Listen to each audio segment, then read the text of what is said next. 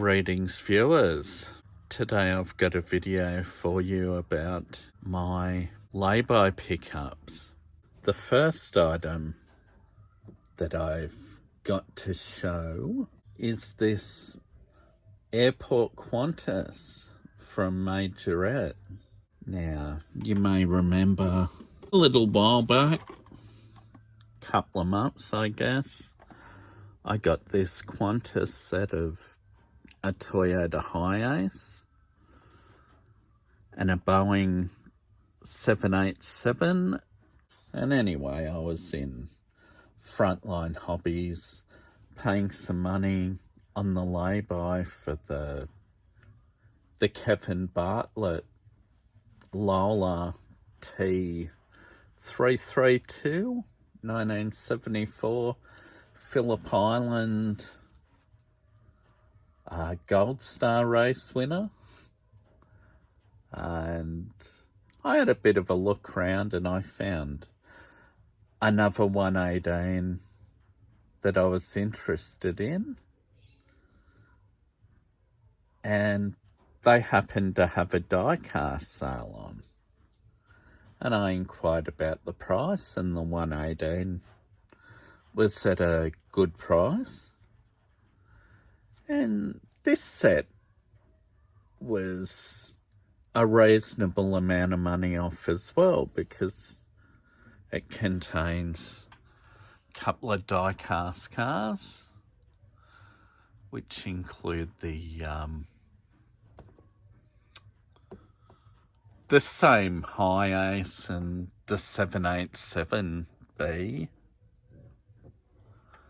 but it contains, what's the big one, an Airbus, and it's a Volkswagen ladder truck. It doesn't have a Volkswagen badge on the grill, but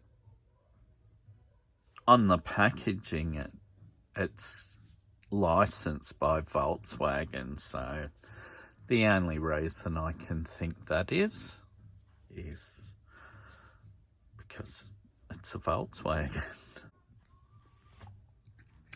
Yeah, this doesn't have quite the same level of detail as the Matchbox Action Drivers set, but it's quite good, and it is a good toy.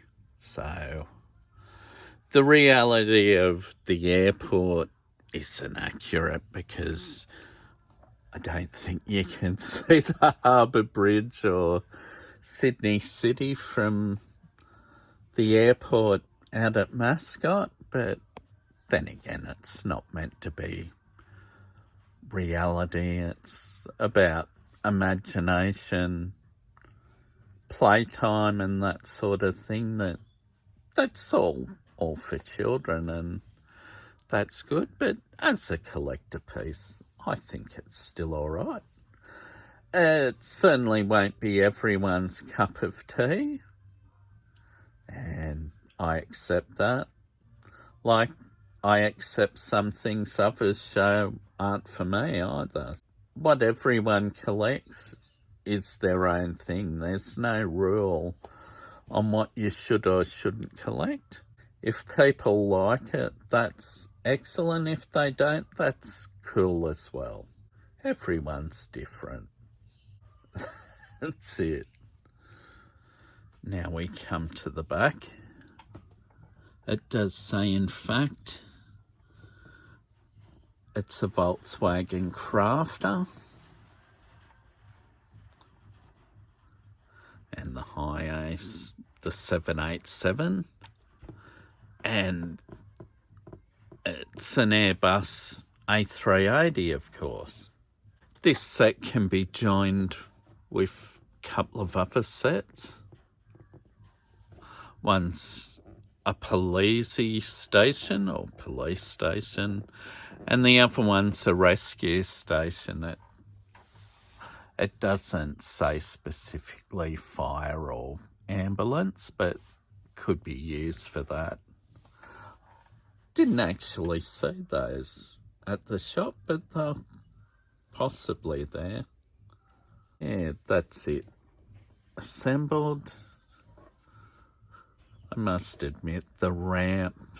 Oh, this one's not so bad, but that one and this one here are a little bit steep. But, I mean, it is a children's type toy and not a collector piece so much.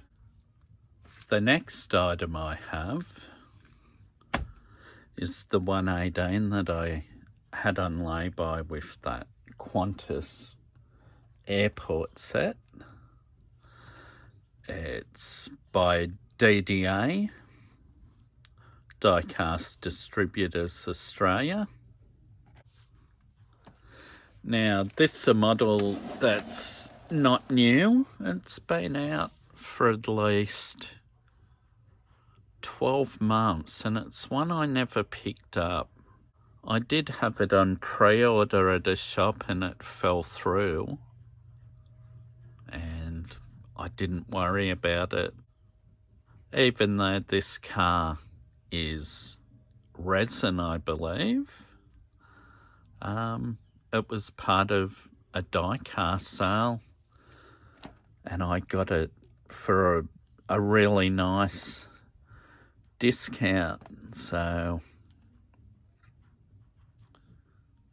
I thought it was definitely worth getting. Previously, I've shown this Hot Wheels car, and I mean, the artwork isn't quite the same, and the number on the car's not quite the same, but I mean, you look at it and it's like, yeah, I can see where they got their inspiration from. Now, of course, this is well secured. It's got a couple of screws under the model, as well as the clamshell being taped down, which is great, but both items a complete pain in the backside.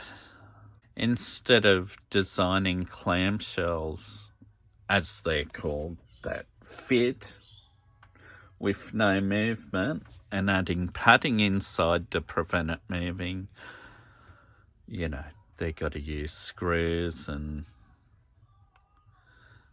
the tape's always overkill. I've taken the top part of the clamshell off,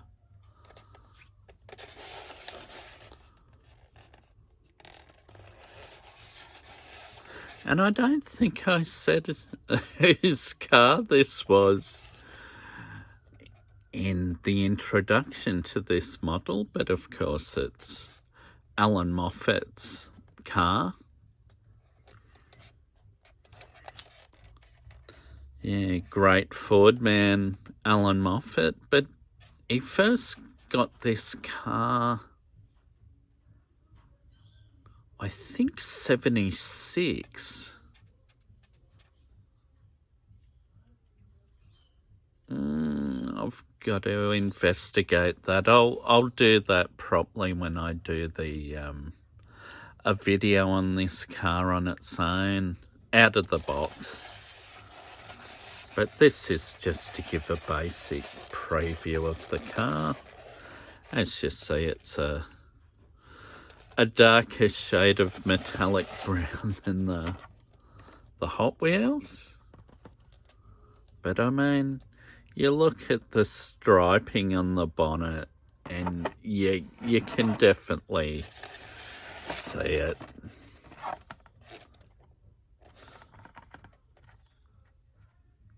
It's got the red, orange and yellow striping. It is a lighter shade of metallic brown, but you know. Yeah, but it's a good car.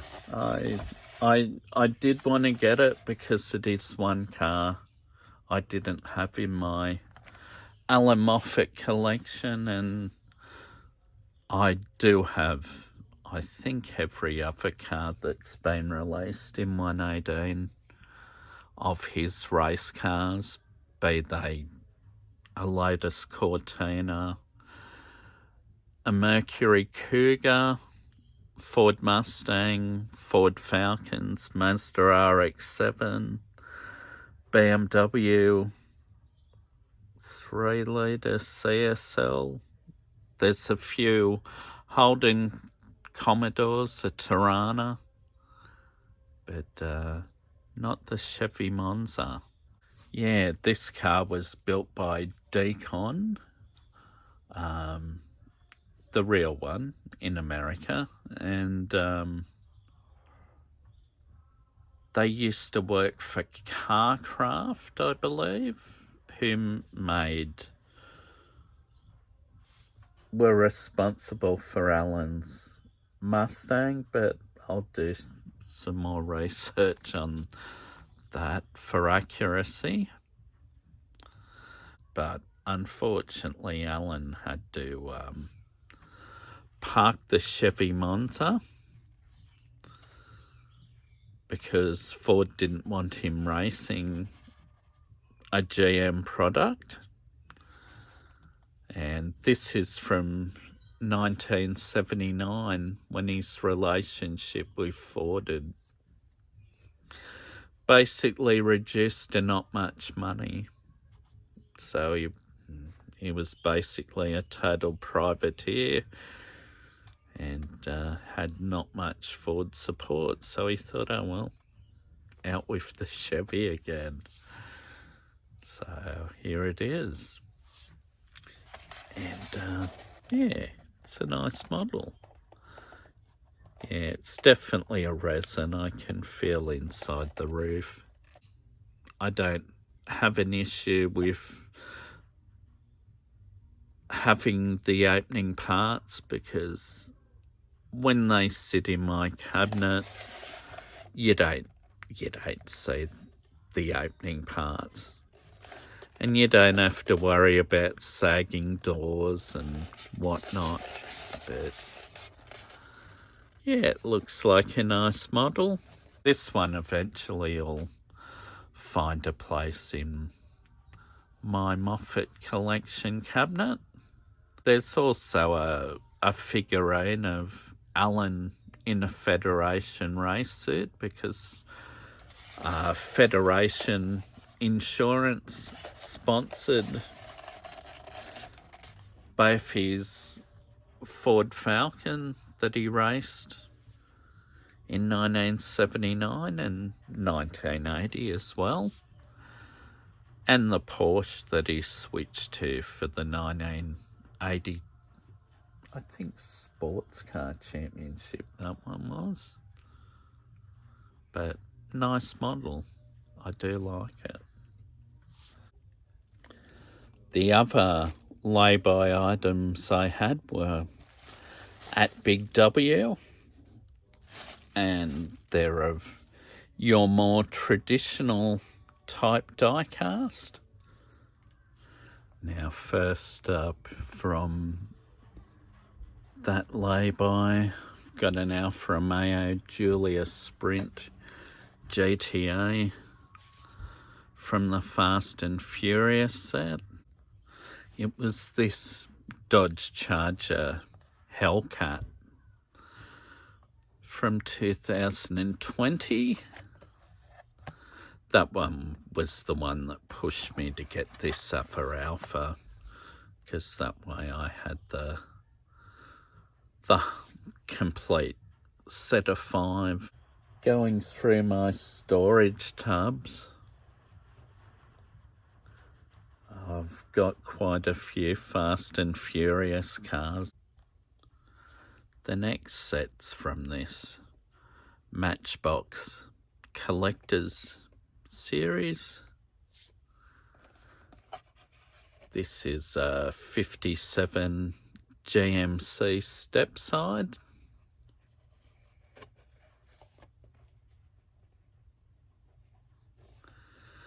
I have since seen these,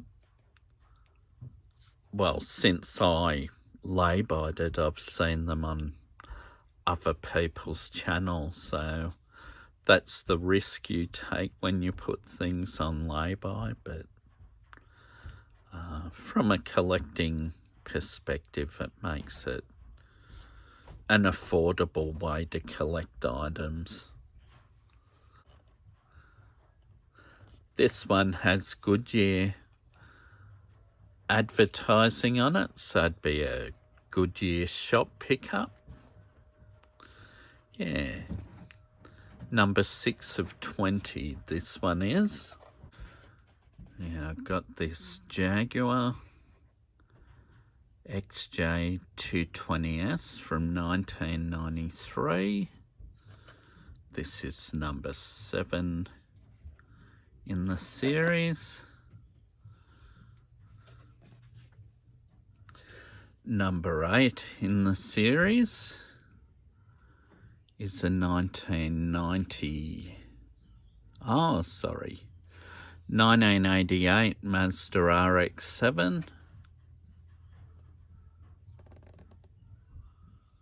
in this metallic blue with the gold wheels, and yeah, I think this one looks really nice.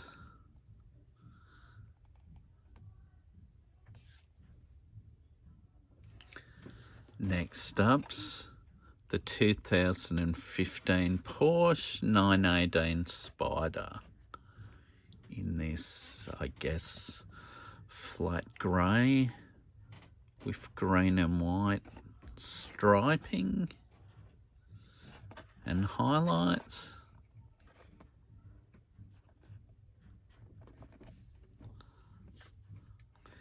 And number 10